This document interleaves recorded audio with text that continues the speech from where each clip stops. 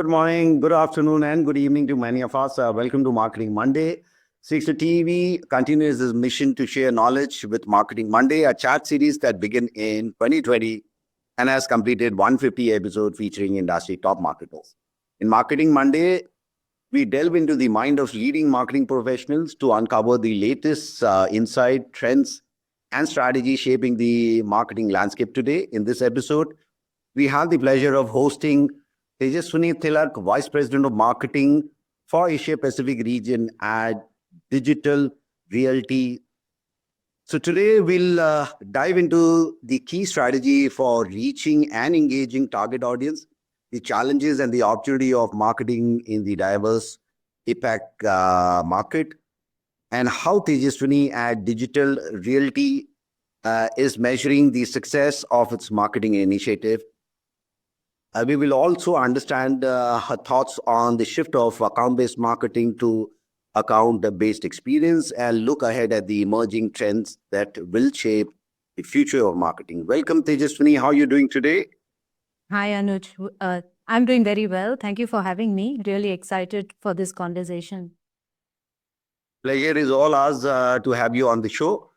So, as I always like to start with this question from a guest that the world of marketing is known for being dynamic, exciting, and at the very same time quite complex as well.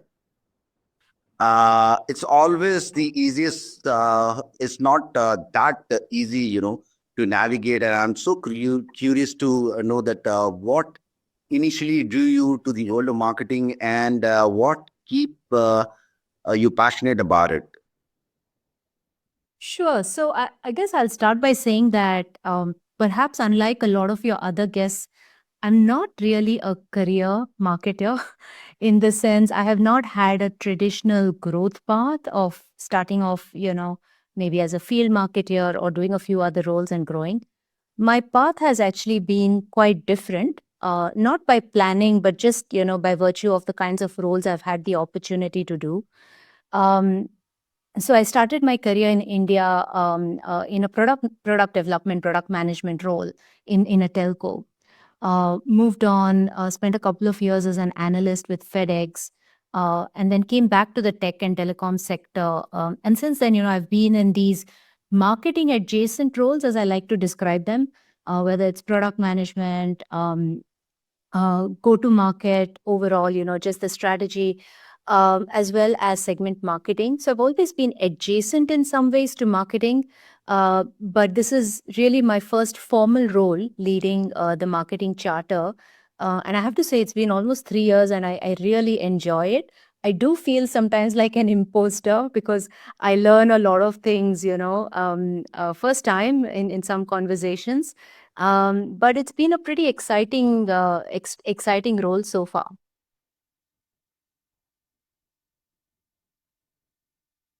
Anuj, I think you're Okay. Thanks for sharing that, Tejaswini. It's impressive to hear about your extensive experience and your focus on,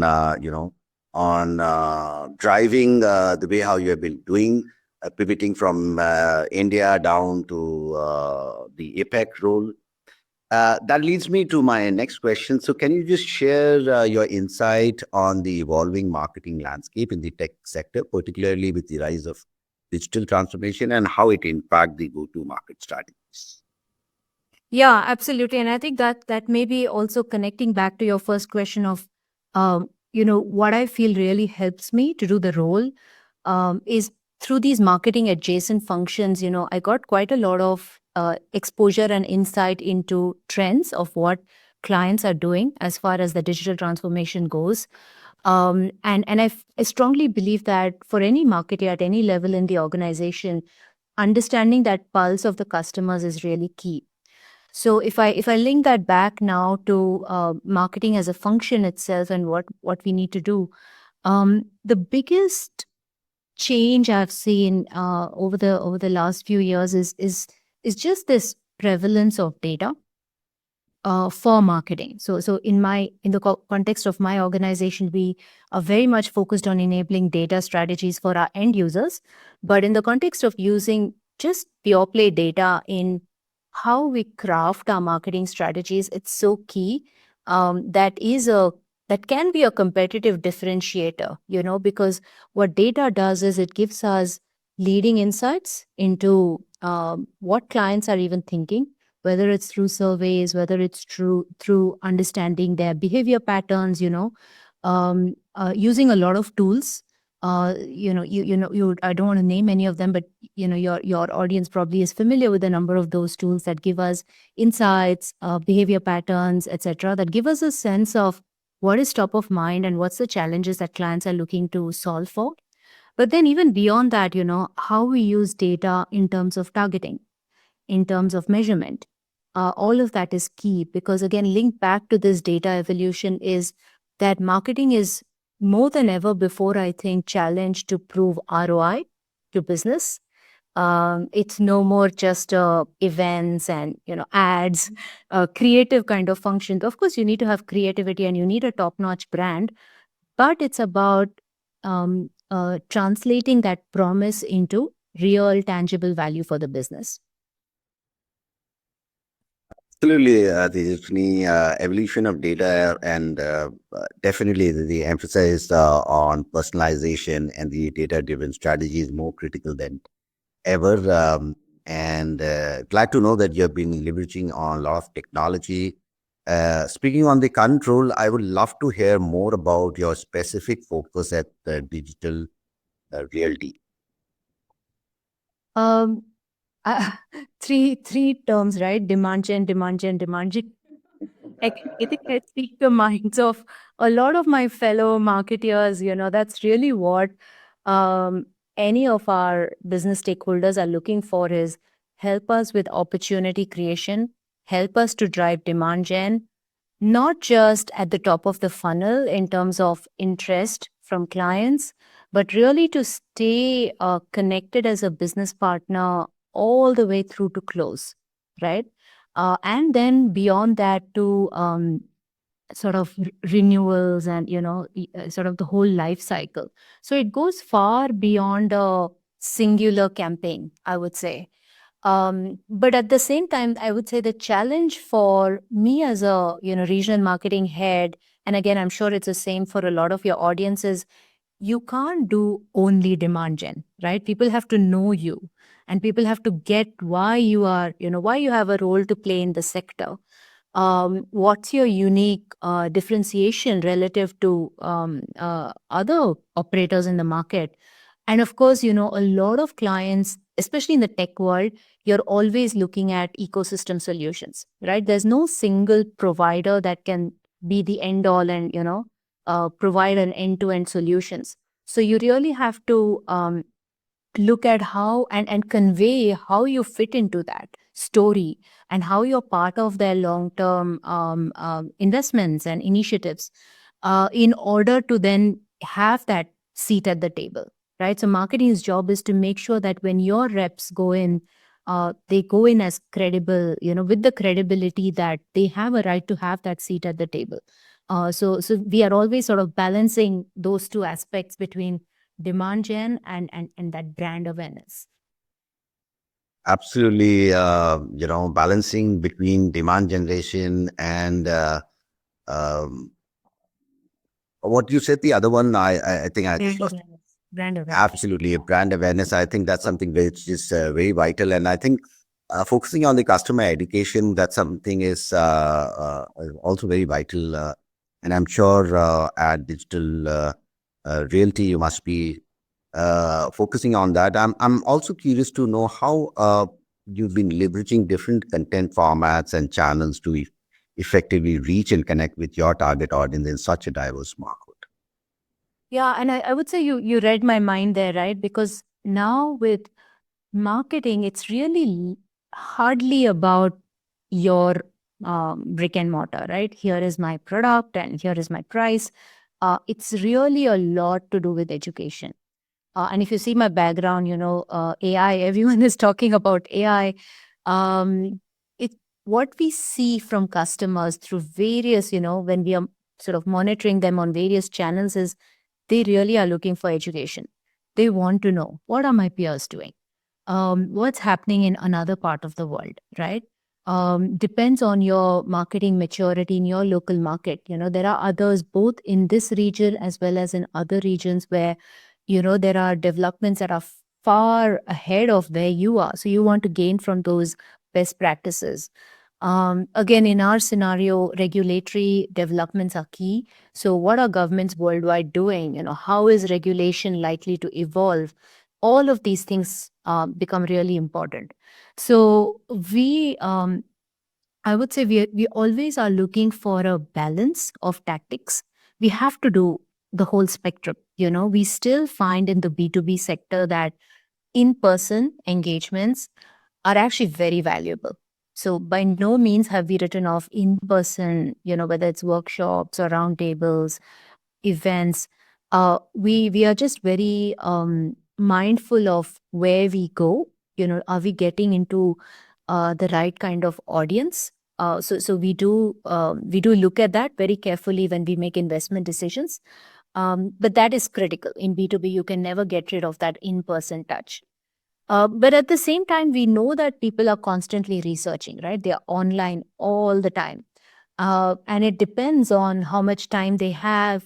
So sometimes they're looking for long form content. Sometimes they are looking for very short, like just bites of, what's going on. Third party thought leadership, you know, neutral thought leadership is so important. So, we can keep saying all that we want about ourselves. But when you get a, neutral third party analyst that, is really looking at the market both from the supply as well as the demand point of view, that helps clients to really cut through the clutter and understand what's going on. Um, we do things like, on LinkedIn, we recently tried doing the carousels. So we do experiment with a lot of formats. So I encourage my team to do that. But what I always, keep my eye on very closely is what are we saying there? You can have a lot of words, but really not get across. My eye is always focused on, is somebody who's chosen to invest 30 seconds or 10 minutes of their time with digital reality, are they going to get value at the end of it? So we have to make that investment and become credible. Absolutely. I think excellent strategy, getting value and working for the value around the customer make a lot of sense.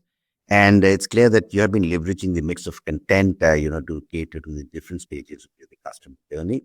I would also like to touch upon, since you talk about the B2B, so in B2B, we have seen that, the sales cycles are long. The customer acquisition cost is something which do matters.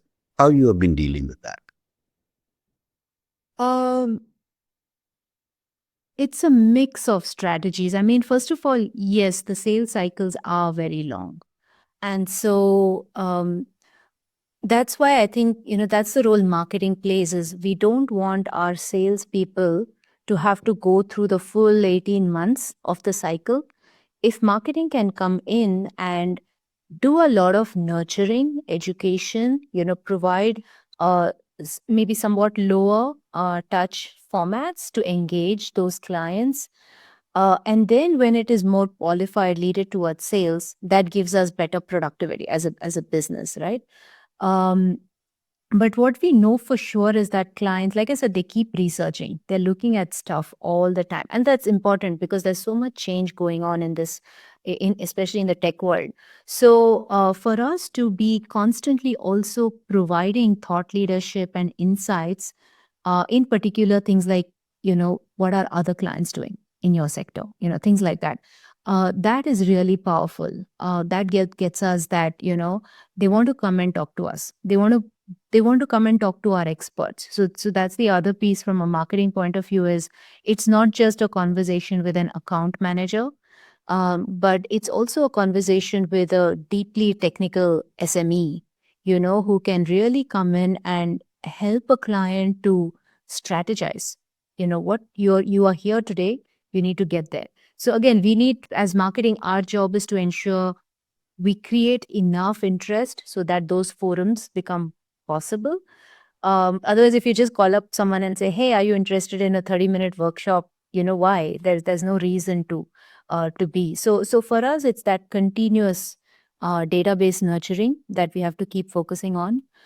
As far as customer acquisition costs go, which I think was your second question, if I'm not wrong, um, that one is, I would say, it's a work in progress, very much a work in progress, because in an ideal world, I would want to have a tiered strategy where I can invest more in the larger clients and invest proportionately in the smaller clients.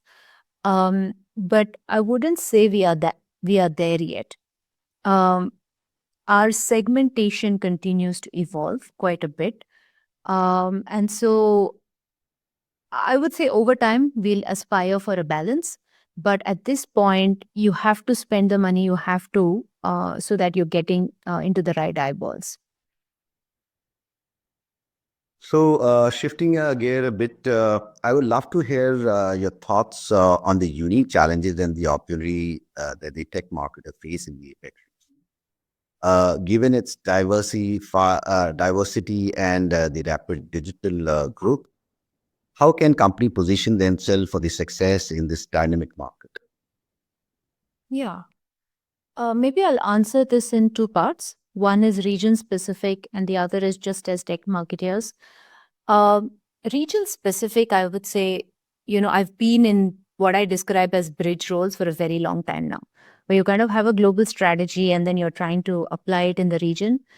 We know for sure that a lift and shift doesn't work because there is so much cultural nuance, so many implications due to market maturity, literally in every single market, that unless you have that local knowledge, right, of business practices, of business language, what are the best channels that work, that changes quite a bit, between say Singapore and South Korea. You can't even apply, even in APAC, you can't apply the same go to market motion. You have to adapt it. And the people who are best placed to do that are the ones who have spent time in that local market, right? So they actually have seen this in action and learned a lot through that tenure.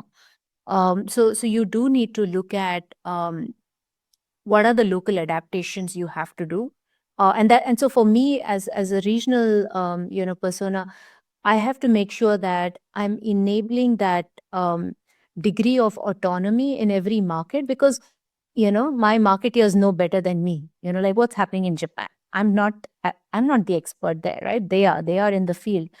So to make sure that that autonomy exists and empowerment exists, while at the same time making sure it's still part of a strategy. You'll not get economies from scale if everyone is just doing stuff on their own and running helter skelter. So for me, that's my job, is to ensure we are balancing that local autonomy versus managing and aligning to a global or regional strategy. Um, but as tech marketeers also, I strongly feel, and that's something I always encourage my team, is the days of being a specialist on just events, you know, that's gone. You have to continuously upskill. And AI is, I mean, it's not really a threat if you know how to make AI work for you, right? So better start now so that you bring in the smarts, you bring in the efficiencies into your processes, you bring in the insights, right? I often find that one of my struggles is, as a marketer, you have to know what you're putting out there as a content asset. Otherwise, it's just words. How do you know that that's really what your end users are looking for? So to upskill yourself, so that you're ready for a long game in marketing, I think is really important. Absolutely, I agree with you. I think upskilling is something which is an ongoing process, and all the marketers across have been working around it, especially in a place like APAC, which has its own cultural nuance and regulatory environment and customer behavior patterns. How you as a marketer have been working closely with your team, regional team, in understanding the regional customer patterns, behavior patterns. I'm sorry, can you say that again? Okay. So how you've been working closely with your regional marketing team in understanding the customer behavior part, regional. Yeah, so that's where that autonomy comes into play, you know. Um, for example, if you look at mainland China, for example, um, trade shows are still very, very key because a lot of people like to come to trade shows, they meet each other, they like to do, relationship building exercises, and sort of business flows from there. In a place like Australia, you probably, you might do a few trade shows, but you're really looking for more um, uh, thought leadership and education activities because they really want to look at what's the best out there, right? That we can adapt. um, I think a lot of that learning comes directly from the local marketeers, like I said, because they have experience in those markets. A lot of it also comes from listening closely to our sales teams. They do, they're very much our partner, right? So we hear quite often from them on, hey, this will work, this may not work. So going through that listening, and then a bit of trial and error, frankly. Not every tactic succeeds, but don't make the same mistake twice, kind of thing. So it's a combination of things. Absolutely. I think striking the right balance is something which is very important. So with this, I'll just move on to the next question, which is just all about your thoughts on the shift from ABM to ABX, which is around basic experience. How would you think this change will impact our marketing strategy, and how does the ABX align with digital realty overall marketing goals and objectives? Yeah, it's a key part of our strategy. Very, very important. Um, what I really like is you said ABX and not ABM. Because sometimes marketers, you feel like it's all on us to get success from that initiative. But it's truly an account-based, pursuit across various functions. So everyone has to be committed to that pursuit. The way I would characterize ABM is we are early in our journey, but we know the why of it. uh, we know that the potential returns from pursuing high value clients is compelling. So we have to go through internal education, building practices internally and processes internally, but really deepening our understanding of the end user. Because the way ABM works is it's like building a long term relationship, right? You're not just trying to sell one product this year and that's it. You're really trying to be a partner that adds value to this account. And that's the reason you have chosen it, because you have done enough, at least some degree of research, and you have this conviction that they have needs which we can serve as a long-term solution. So I think for us, early stages, but we have got some initiatives that we are going to kick off starting this quarter.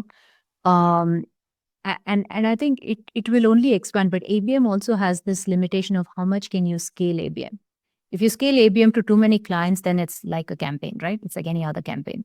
So you really have to keep um, your eye very focused on a finite list of clients and stay with it. You can't keep changing your target list for ABM, every 6 months. That doesn't work. And you have to have all of these different stakeholders to be fully on board with you and involved in the process. So for example, we the way we are looking at it is the clients that are targeted under ABM are literally top of the pyramid for us. So everyone will will be on standby to support, whether that's a meeting or whether that's a workshop, etc. Right? So anything we are doing. Um, but it's going to take quite a bit of um, work that from marketing side we have to do. Make sure we are lockstep with our sales force on the pursuit of these clients. Absolutely. I think you just talk about the research part, and I think I mean, if you typically look at the EBX format right now, so if you talk about the buying committee, especially typically if we look at it, there are more than 7 to 8 buying committee members. So when you talk about research, are you using a specific tools or framework that your team leverage on implementing these EBX strategies? Like, Yeah, so we do have third-party tools that we have subscription for that we use, but we also have an internal product that is based on sourcing data from multiple, data sets, and almost like an algorithm that's been built that spins up what we call as a client worksheet. So that gives us a lot of insights into, for example, what's the geographic footprint of this client, or what are the technologies that they are currently using, where it's available publicly, what are the kind of spends they may be making, or what are the strategies that they have stated in maybe it's the annual reports or what have you. So usually we start with that, but then we do leverage these third party tools um, to to validate more insights, to get more regular updates. The key though is to take all of that and then to know what to say to the client, whether it's a salesperson or our business development reps. So having the right script to go and talk to them, that's something we are working on. But we do, in terms of your question, we do have both internal as well as external data sources that we are using. okay, and that include knowing the IT landscape of prospect as well. Okay, that Yes. sounds great. And now looking, to the future, what emerging trends you foresee in the marketing, and how would you envision digital realty adapting its strategy to capitalize on these trends? So first thing, like I said, marketing is a partner to the whole demand generation game, right? We are not just sitting on the side and producing these nice teams, Zoom backgrounds, things like that. Um, so firstly, as a mindset is to be very focused on metrics that matter. So in our case, for example, we look at both leading metrics. So we only started this journey, I would say, like 2-3 years ago. We have to look at leading metrics like, are we building up a credible database, right? Ramping up our social media followers, looking at what are the engagement trends on social media, tracking our web performance, things like that. So a lot of leading indicators. But then we are also measured on lagging indicators, which is post facto, like how many closed won, what's the dollar value of opportunity that is marketing attributed, that is closed, new logos that are marketing sourced. So we do look at both aspects of those. Then in terms, so that's the metrics. I think in terms of the practice itself, we know AI is here. So we do have some early pilots going on around adapting AI tools.